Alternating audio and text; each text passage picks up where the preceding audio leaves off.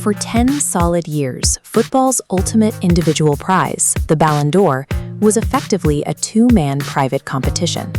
Lionel Messi and Cristiano Ronaldo passed the golden trophy back and forth, leaving everyone else in the shadows. That decade of dominance built a persistent assumption. To be crowned the best in the world, you needed superhuman traits: explosive sprinting speed, towering height, or the sheer muscle mass required to physically dominate elite defenders. Then, a different type of player stepped onto the podium. He didn't come from a multi-million-dollar youth academy. He learned to play in a war-torn refugee camp. He dismantled the world's best defenses using a psychological resilience forged in an environment of extreme trauma. Born in 1985 in the quiet village of Modrić, Luka spent his earliest years in a remarkably peaceful environment.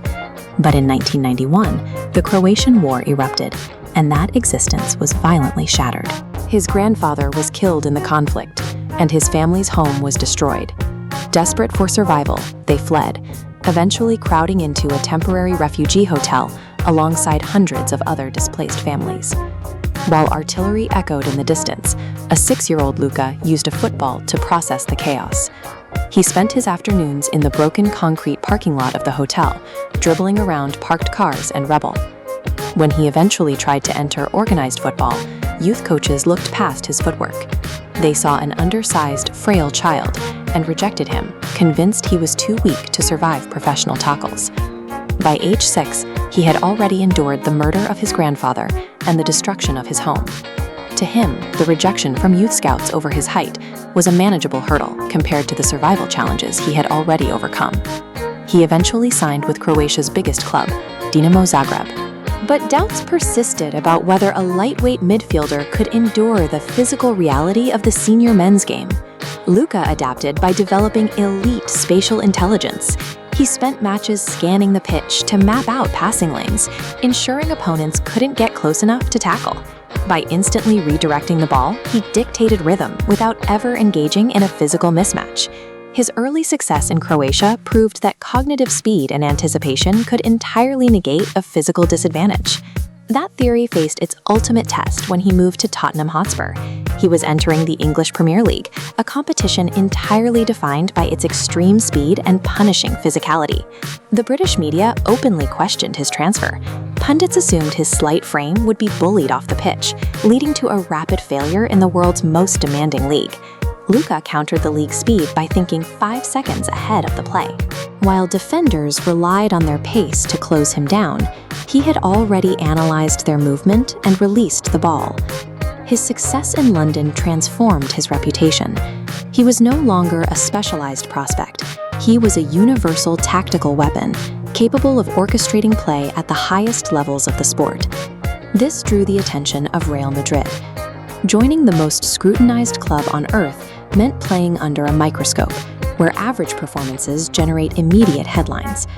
After his first year, a major Spanish newspaper conducted a fan poll where readers voted Luka Modrić as the worst signing of the season.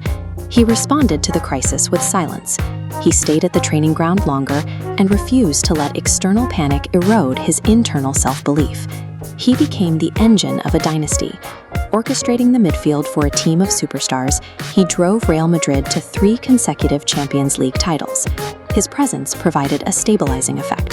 He stayed at the center of the chaos, dictating the tempo until the collective panic of the team subsided. The climax of his career arrived at the 2018 FIFA World Cup. Leading a nation of under 4 million people, Luka drove Croatia through 3 consecutive extra-time matches to reach the final. His relentless stamina earned him the Golden Ball as the best player of the tournament. He was no longer just a great midfielder, he was a national icon. Months later, he lifted the Ballon d'Or. For the first time in a decade, the names Messi and Ronaldo were not at the top of the list. His victory validated a specific philosophy that tactical intelligence and technical precision can outweigh raw athletic power at the highest level of the game. Even in his late 30s, he maintained his elite standard.